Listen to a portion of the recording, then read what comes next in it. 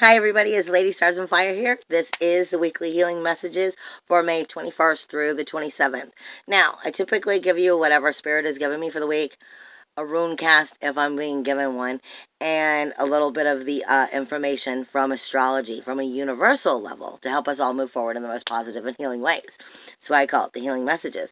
But this week I don't have a rune cast. Instead, I have a few cards that were pulled from tarot.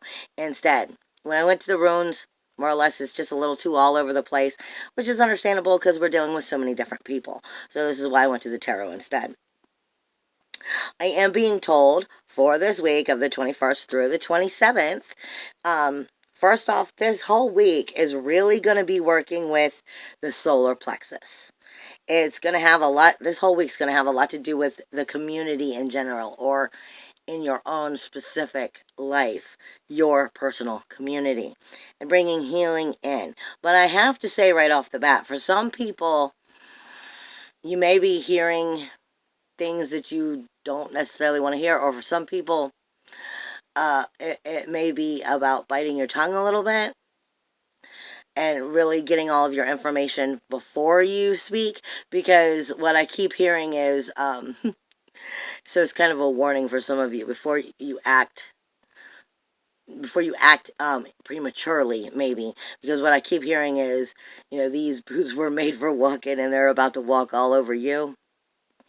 And the idea is, you want to speak your truth, you want to be in your power, but at the same time, you don't want to prematurely be speaking your truth and be in your power and then kind of regret what you said. And it would make sense for it to go with this week when I look at the astrology and everything that's being given. So I wanted to give you that little piece of information because I just keep hearing that as I was getting ready to just start the video. So I knew that there was a point of putting that, that in there. Spirit talks to me in songs all the time, so that's just one of the ways that they do it. But you are going to be dealing a lot with the solar plexus healing, which I believe the solar plexus healing is helping you also to bring healing into the heart chakra, but directly coming from the solar plexus. It is going to be dealing with life, past life, present, family, friends, foes. It is going to be learning to trust your gut. It is, all of this power that's coming from the solar plexus, or possibly lack of it, because you are going to be healing, working with it and healing it this week is what I'm being told. There also is, I'm being given the bee as a spirit guide for the week, like a honeybee. I am being given a bee. It keeps popping up for me, and typically that works with community too, but you may want to look more into, spirit guide, totem medicine of what the bee is, because it may have more information for you. And I'm also being given the mythical creature of the Thunderbird, but I'm not. Hear me out. The way Spirit is giving it to me for this week, isn't actually the creature. It's when we look at, like, the Native American idea of their actual wooden totems, what they have in their tribe. I'm being given the Thunderbird on that totem, the wooden carving, which stands as a symbol for the tribe itself. Okay? And being the Thunderbird, it speaks to us of divine dominion within our lives, spiritual provision within our lives. It is speaking to us about creation and destruction, but it is speaking to us about protecting the family, friends, and the community, which, goes with everything else I've been saying. But it also speaks to us of providing emotional security and offering solace in times of adversity. This is why I believe I was being given that right in the beginning of speaking to us of these boots were made for walking. Sometimes solace is better. So I'm not saying to not speak your truth. I'm just saying make sure you collected all of your facts before you speak your truth. With that being said, what I am being given this week for the tarot, before I get into the astrology, is coming from the White Sage Tarot. I have a thing for little itty bitty decks. I don't know what it is, but that's the one that's been calling me. Now, I'm going to explain this before I get into the astrology, but I am being given the King of Cups. I am being given the King of Swords, and I am being given the Hanged Man. So to me, with all three of these being together, first off, this is the King of Cups. It's talking about, being comfortable with who they are emotionally, thinking about what they are. They may not show it right off the bat. They may have an exterior side that looks like it's, like I have my suit on, my sword suit, my knight outfit. But underneath that is, a very calm and collected emotional person who is able to think things through. However, with the King of Swords is similar, but not. Very good with the intellectual, very good with the thinking, very good with all of the mind control part of the kingdom, of making the right decisions, but not necessarily with the heart. So you're going from one to the other. This is why the Hanged Man is coming in with it. The Hanged Man is saying solace for adversity, more or less. It is saying, it's not that the hangman can't get off of this. It's a caterpillar. The caterpillar can get off of this at any time, but he's about to become the cocoon. So he becomes the butterfly. So this is a moment of going inward and really let me evaluate. Let me reevaluate and decide which side I'm coming from. Am I coming from, a sword thinking and I'm ready to cut away everything? Or am I maybe not seeing everything clearly yet? So let me really take the time to sit here in the limbo and take the moments to figure out what truthfully is important to me. Again, bringing us back to that solar plexus. Now, before I get into the astrology for the week, I do I'm the spokesperson, more or less, for a thing I put out every 22nd of every month. It's called Nobody Suffers Alone Anymore. It's like a global meditation healing and prayer you do in your own free time. And like I said, I named it Nobody Suffers Alone Anymore, but this is so much not about me.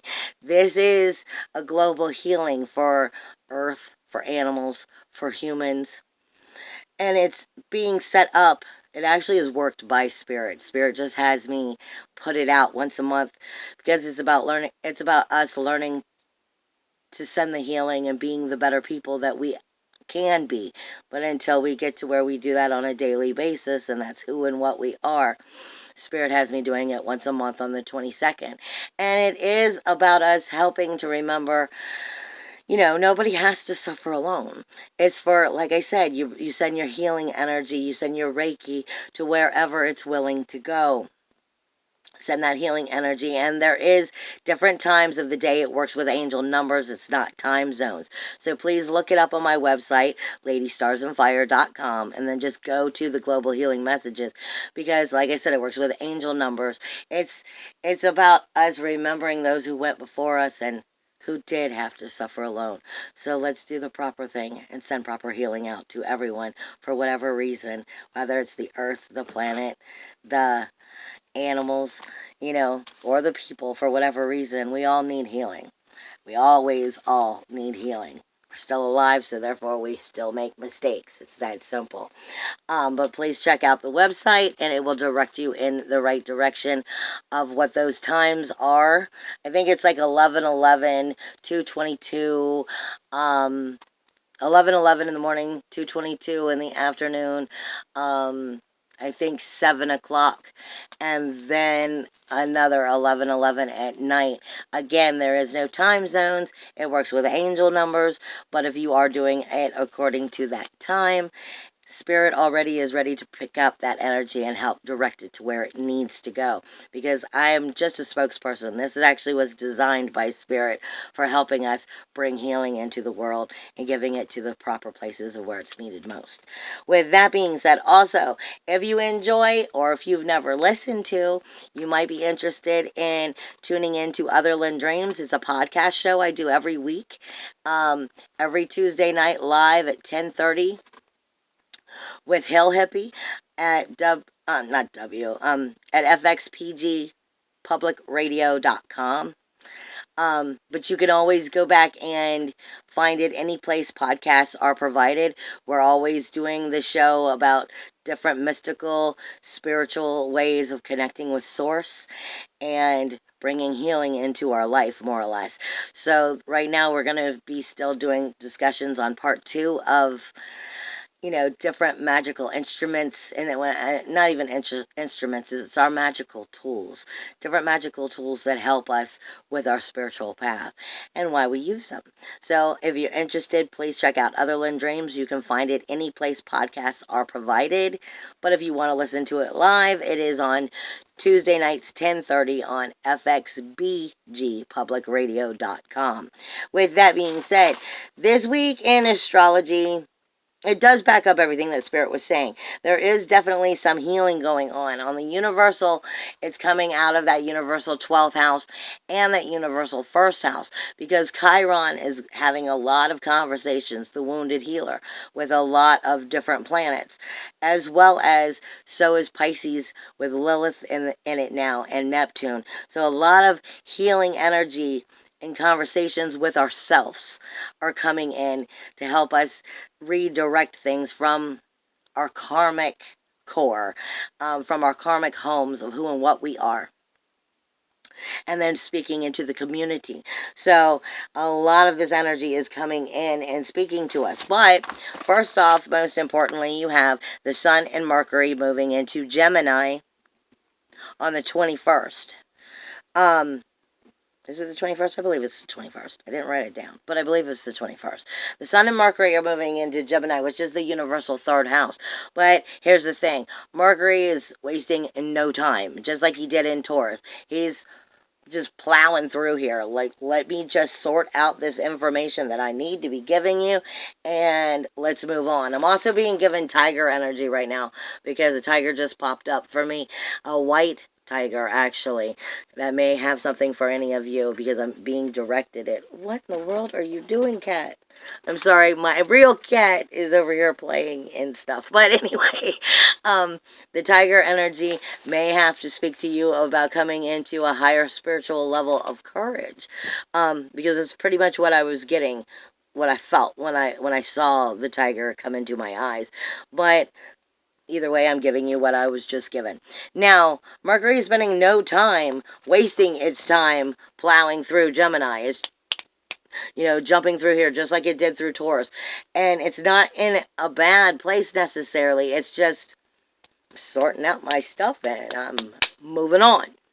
Okay, and in Gemini, this is the thing. Mercury is I call Gemini Jekyll and Hyde. And I'm not saying that that's a bad thing or a good thing. I call it Jekyll and Hyde because it's the twins. It truly sees two sides of every story. It's right down the middle, and it's very communicative. But you're never quite sure if you're dealing with Jekyll or Hyde when you're dealing with Gemini. Because it's such a balance. You don't know which side you're dealing with.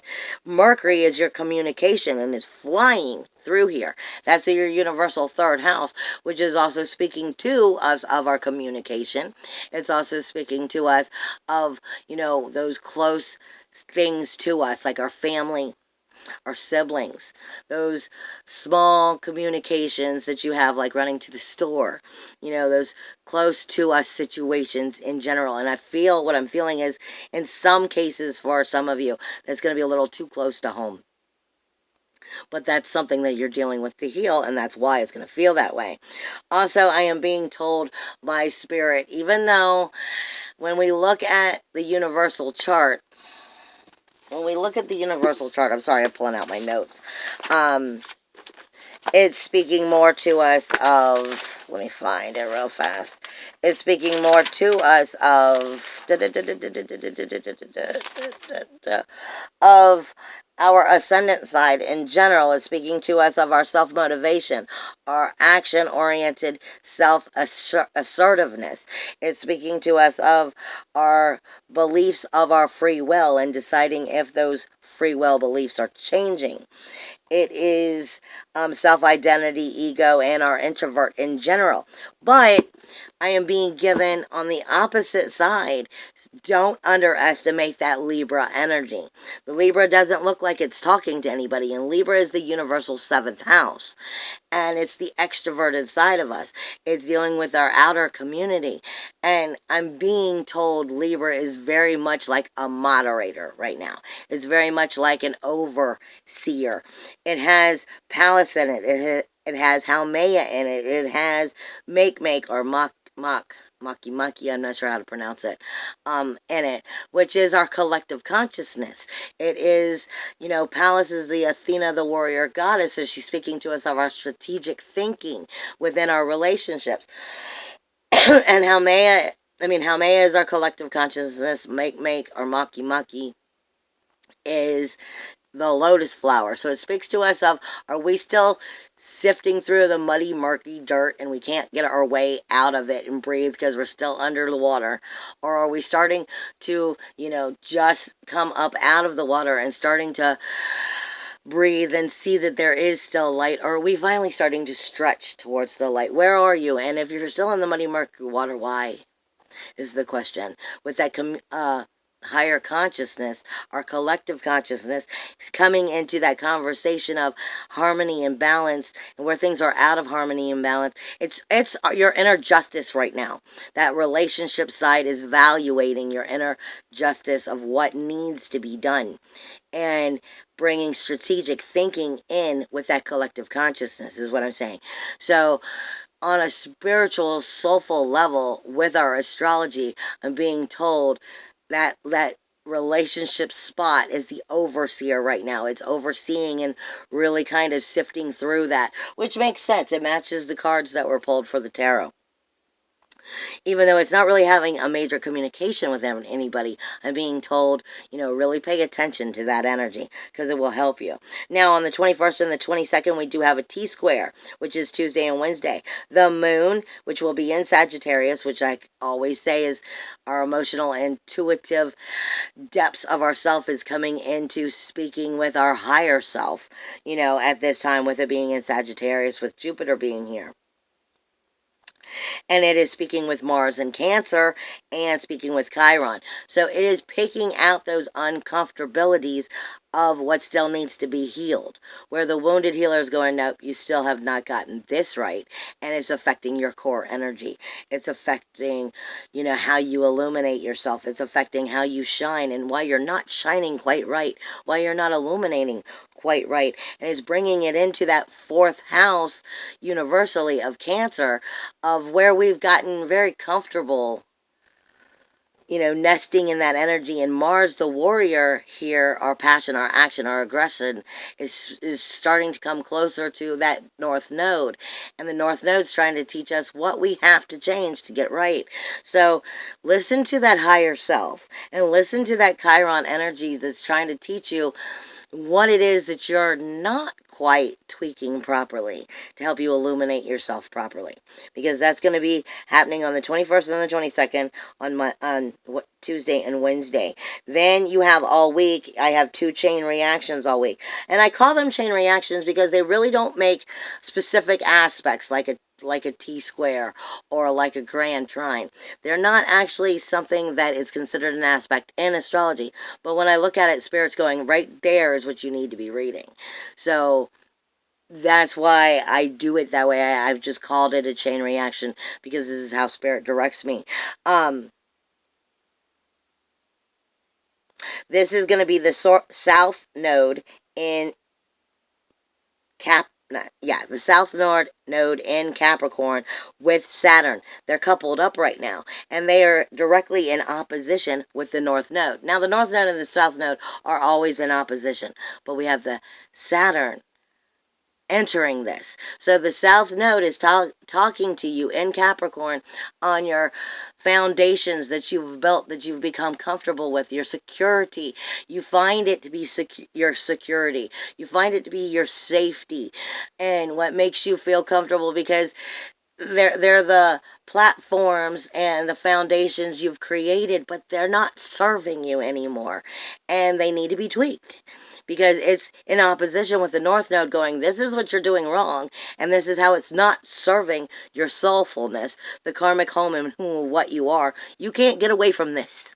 Okay, so it's having a conversation about those rules, walls, and boundaries that you've gotten too comfortable with, but that aren't working for you anymore. And what has to shift in the outer community and make a new platform, make a new foundation, start to erect a new life, more or less, for you. And how can you do that? By what has to shift because you've gotten comfortable and it's not working for you anymore. So those two are going to be smacking at you, but that energy is getting along with Neptune. So it's sifting through, the nostalgia of what you want to remember. But are you remembering correctly? You know how you look back at things and you want to remember that it was so good, or you want to remember that this happened and it was a great time. But at the time, when you look back, was it? Was it really? These are those keys that are going to be telling you. Neptune is giving you the magic to see where things weren't quite right and giving you the ability to create new magic to make it right.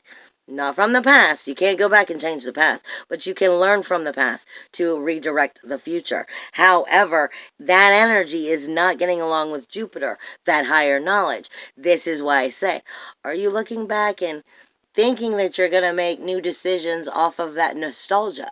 Because Neptune is amplifying that energy of, those new rules, walls, and boundaries that you should be setting. But are you setting them again in that comfortable zone that's really not working for you? That's what this comes down to.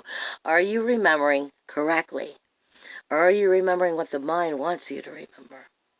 This is about you taking control, not the mind taking control of you. This is why I said right off the bat, this is, that solar plexus and sifting through it deeply to help us move forward.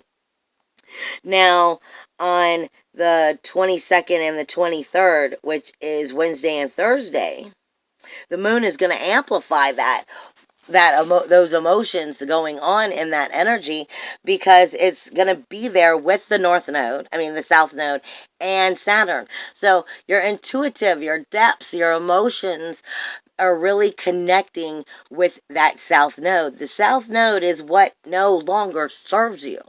And it no longer serves you because it has to change. Just like the South Node is all about change. It's something that you've gotten very good at. It's your comfortable zone.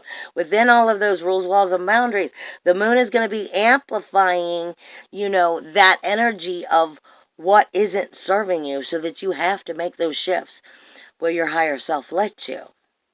Or are you going to get caught in Neptune and want to create from the past?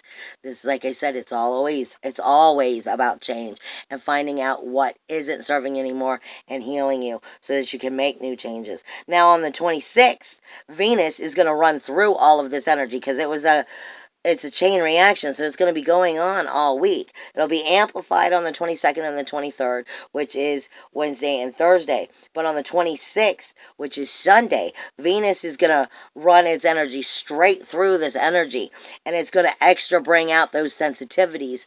Like I said, look to that Neptune energy of where you're still in belief, where you're still recreating accidentally in something that no longer serves you, because it's in a comfort zone. You've gotten comfortable with thinking it has to be this way, and making those decisions, those rules, those walls and boundaries off of those decisions, because something about that is telling you there needs to be something that's shifted, and it's not quite right. And if you continue to stay with it, it's not going to work. Those sensitivities coming in from Venus on the 26th should be a ding ding ding, like a warning sign. So it should be definitely showing you, oh shit, this is the shit I gotta shift. Now on the 24th, you have another chain reaction all week with Mars and Juno in Cancer. And this is your passion, your action, your aggression, speaking to the sacrifice and the commitment it takes to make it work. Where's that sacrifice and commitment either working for you or against you, with your passion, your action, your aggression, in the home of who and what you are? You can't get away from you. It's your home itself and the family, but also the home and what you are, your karmic roots. It is not getting along with Chiron because something about that is off. Something about that isn't serving you well, and you need to acknowledge what it is so that you can make those changes. Coming from illuminating yourself and speaking to that karmic home as well as the home of where you actually live. It is also getting along great with Lilith in Pisces. So this could be very much that same kind of energy of what we were talking about. Lilith in Pisces wants to heal. She really does. She wants to make those changes and lose what's no longer serving her. But her problem is she's so convinced that if she makes those changes, she'll lose herself. Sometimes if you lose yourself, you'll find a different side of yourself that might be better, that might be more healed. But you have to take that chance of being willing to step forward because it is not getting along with Mercury in Gemini, Jekyll and Hyde. So this is your soul and your ego fighting yourself as well as within that inner community. So, like I said, this is a little bit of the hanged man energy. Step back for a minute and let's find solace in adversity. And let's take a moment to reflect. That's what a lot of this week's going to be. Then on the 24th, also on the 26th, you're going to have the moon amplifying Lilith because it's going to be right on top of Lilith. So like I said, the 26th in general, that Sunday is going to be a very sensitive day. Pay attention to the warning signs you get on Sunday. Then the 24th, the moon, is it Sunday? I might be wrong. Double check your calendar. It's the 26th, though. I may have wrote down the numbers wrong. But on the 24th, in general, the moon is going to be in Aquarius. So we're emotionally wanting to step up to the rubble within. We're emotionally wanting to take those chances.